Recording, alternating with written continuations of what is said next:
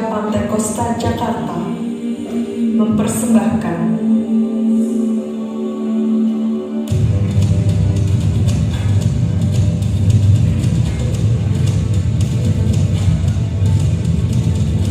kisah ini menceritakan bagaimana seorang gadis biasa mampu dipakai Tuhan dengan luar biasa. Seorang yang beriman dan yang berpengharapan kepada Allahnya, bahkan di tengah keputusasaan.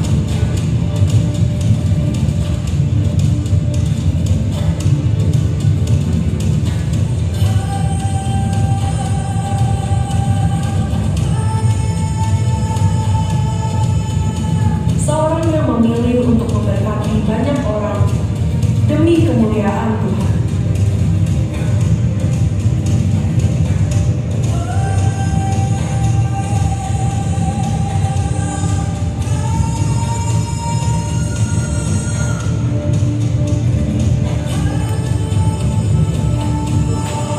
Apabila hal itu terjadi di kehidupan Anda, pilihan apakah yang akan Anda perbuat? Dia meratap permasalahan itu, atau mengarahkan hati dan diri bekerja demi kemuliaan Tuhan?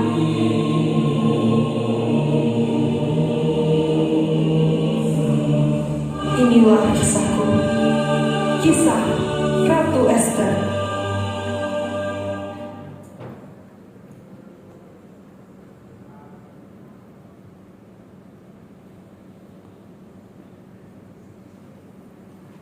Kisahku dimulai ketika Ratu Wasti, ratu terdahulu, menolak titah untuk menghadap Raja Ahasveros. Sikap angkuh dari Ratu Wasti itu menimbulkan amarah yang besar, sehingga Raja menurunkan Ratu Wasti dari kedudukannya. Setelah kejadian itu berlalu, maka diadakanlah pemilihan ratu. Untuk menentukan pengganti Ratu Wasti, maka Raja Ahasveros pun mengumpulkan semua gadis elok dan cantik parasnya di seluruh bangsa. Mendengar kabar itu, pamanku Mordekai membawaku ikut serta dalam pemilihan ratu. Dari sanalah akan tersiar nama Ratu Ester.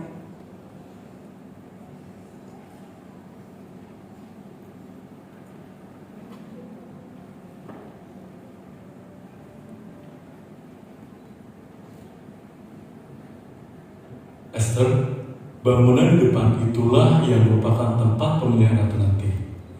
Paman akan mengantarmu sampai di depan gerbang. Tidak apa-apa, Paman.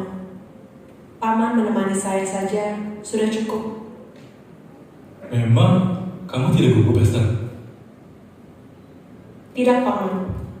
Saya kan hanya melakukan bagian saya. Biar sisanya Tuhan yang menentukan. Baiklah kalau begitu. Paman percaya pasti Tuhan akan menyertai kamu.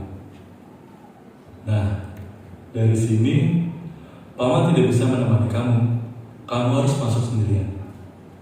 Kamu ingat ya, Ester, apapun yang terjadi, kamu tidak boleh memberitahukan asal usulmu bahwa kamu adalah orang Yahudi. Baik, Paman. Saya akan mengingatnya. Damai Tuhan besertamu, nak.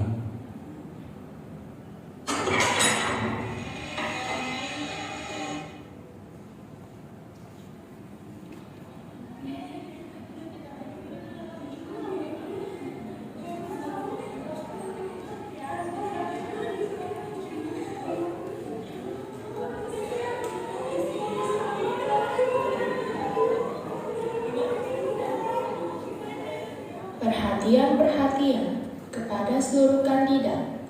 Sebentar lagi akan dimulai ajang pemilihan ratu. Para kandidat dipersilahkan menempati posisi masing-masing. Music cue.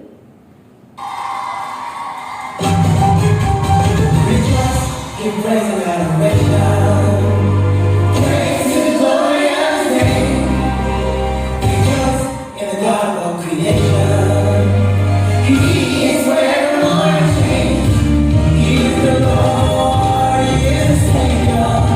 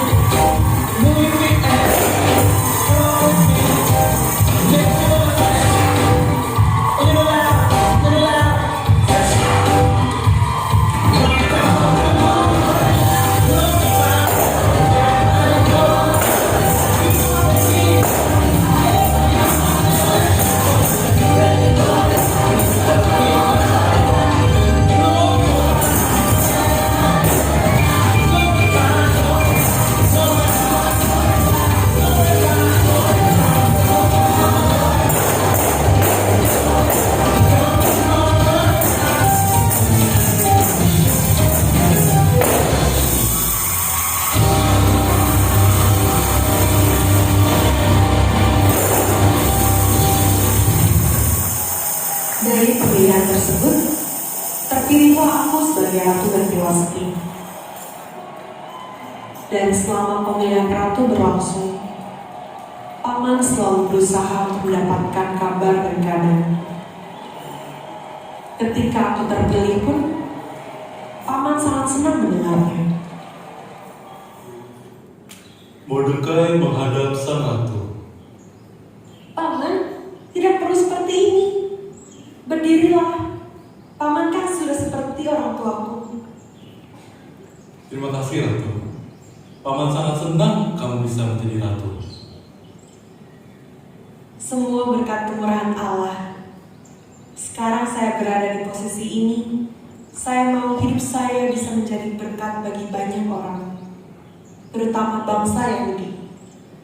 Lewat kehidupan saya, semoga kemuliaan Tuhan bisa terpancarkan. Pemikiran yang bijak, Ratu. Ketika kamu belum diangkat, tetap setia dengan Tuhan. Bahkan setelah diangkat, kamu makin setia melakukan pekerjaan Tuhan. Lalu bagaimana kabar Paman? Puji Tuhan, kabar Paman baik-baik saja.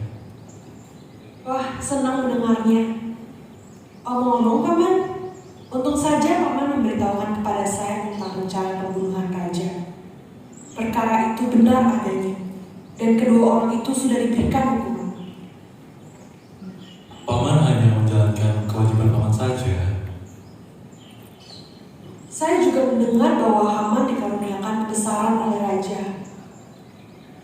Semua orang mengetahui hal itu, Ratu. Semua pegawai raja di pintu gerbang istana diharuskan berlutut dan sujud di hadapan Haman. Namun, Paman bersikeras tidak melakukannya. Masakah Paman harus melakukannya? Padahal hanya Tuhan yang layak diperlakukan seperti itu. Memang ketinggian hati manusia tidak ada batasnya. Oh iya, omong-omong Paman, bagaimana kondisi kota Susan?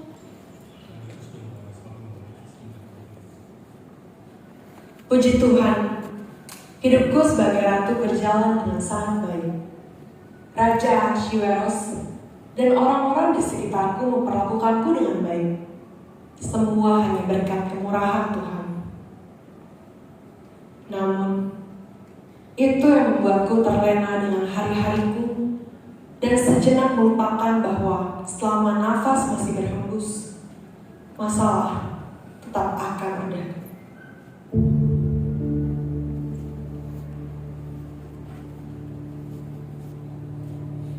Hari itu, Paman datang menghadapku. Aku berpikir, ia hanya datang untuk menengokku seperti biasanya. Namun seketika aku melihat ia, tersentaklah hatiku. Ia datang dengan raut wajahnya yang penuh dengan keputusasaan. Dengan gugup aku bertanya, ada hal apa yang terjadi? Jangan membuatku takut seperti ini, Paman. Seketika ia membuka mulutnya. Gelaplah pandanganku. Celakalah kita, Ratu. Binasalah kita. Haman, manusia biadab itu mau musnahkan bangsa Yahudi. Tidak akan ada yang luput, bahkan anak-anak dan wanita. Harta kita juga akan dirampas. Haman berfitnah bahwa kita hidup tidak sesuai dengan hukum raja. Raja bahkan sudah menyetujui perkara ini.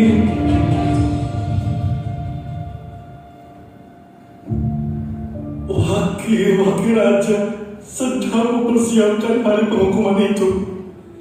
Saat ini kota Susan sudah gempar. Tangisan dan teriakan dari rakyat terdengar seluruh kota. Tolong Ratu, tolong selamatkan kita, bangsamu.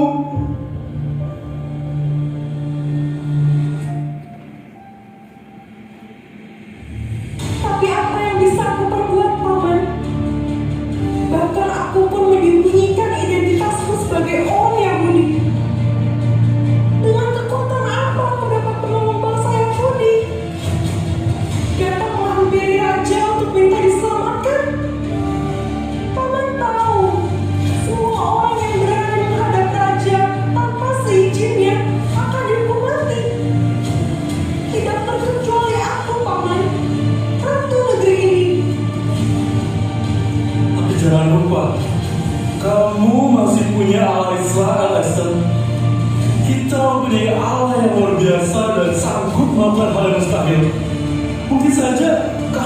akan menjadi ratu adalah alasan supaya kamu bisa menyelamatkan bangsa Yahudi.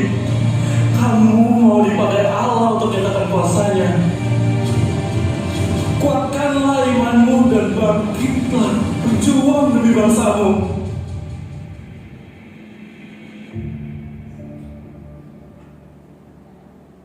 Aku meminta paman untuk kembali,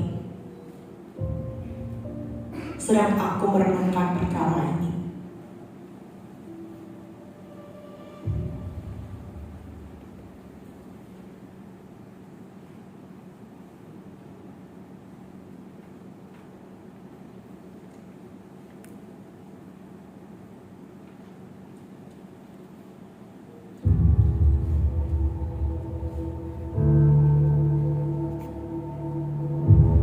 Segera aku pun berdoa. Namun, hatiku yang biasa menyairkan pujian syukur baginya, kali itu hanya terdiam. Rasa ketakutan, ketidakyakinan, dan kekecewaan datang merasuki hatiku.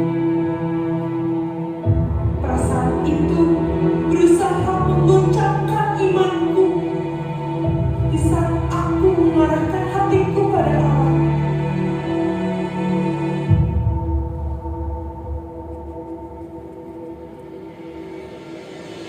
Aku berseru dalam doaku, mengapa ya Allah?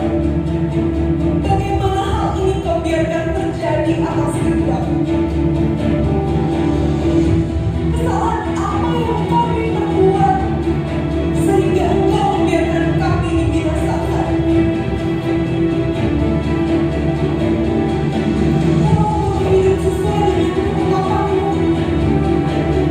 Apakah hidupku masih tidak bisa diluputkan dari masalah dan cobaan?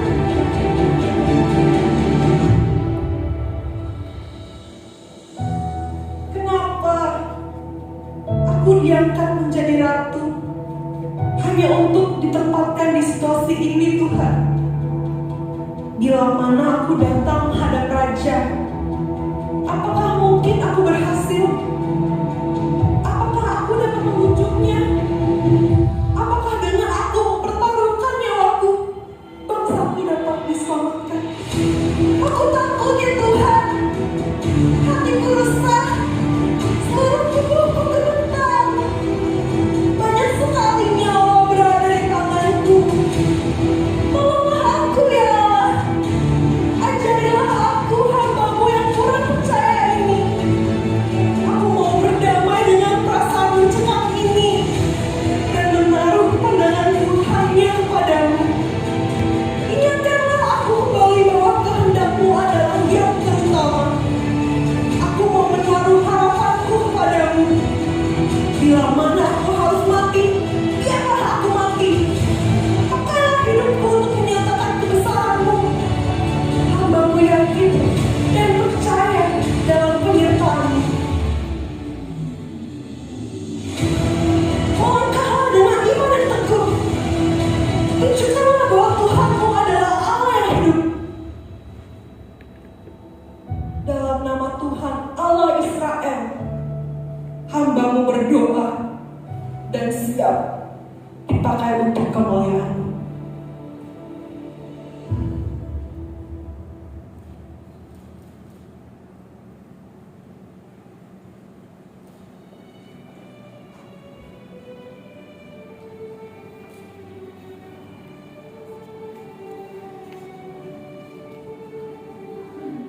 Setelah pergumulanku, aku memberanikan diri menghadap Raja, dan hanya dengan penyertaan Allah saja, Raja pun berkenan dan mengulurkan tongkat emas itu padaku.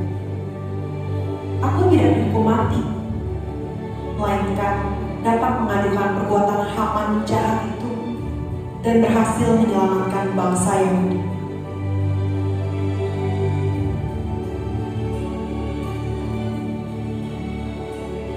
Ketika beban masalah datang menimpa dan melemahkanku, terdapat dua jalan yang dapat kupilih: bersungut-sungut dan murtad padanya, sehingga kematian rohani terjadi padaku, atau berusaha mengalihkan mataku dari masalah dan mengarahkan hatiku pada Tuhan saja.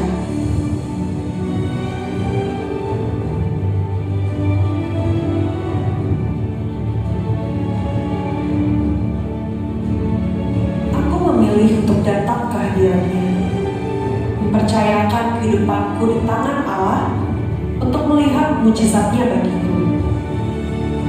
Ketika kamu tetap setia hidup menurut pengajaran Tuhan, percayalah bahwa semuanya itu diingat-Nya dan tidak akan menjadi sia-sia.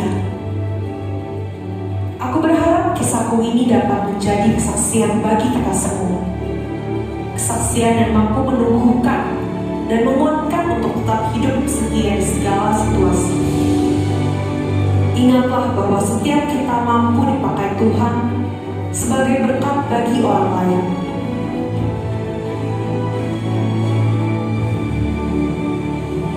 Sebagaimana aku yang seorang gadis biasa diangkat menjadi ratu untuk menyelamatkan bangsaku. Mari kita tutup tahun ini dengan penuh ucapan syukur dan menyambut tahun yang akan datang dengan kesiapan hati yang lebih tangguh. Memasuki masa depan yang penuh dengan ketidakpastian, namun selama pelita cahaya Allah masih terpancar, kita dapat maju selangkah demi selangkah. Persiapkanlah hidupmu untuk dipakai Tuhan lebih lagi, untuk menyatakan berkat dan kedaulatannya. Tamborin Gereja Pantai Kosta Jakarta mengucapkan Selamat Natal dan Tahun Baru.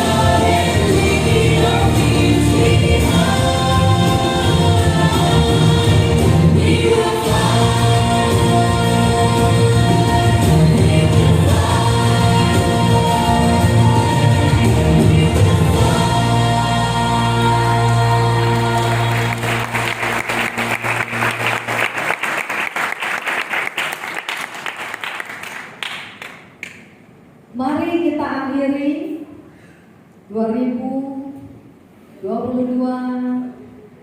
dan kita awali 2023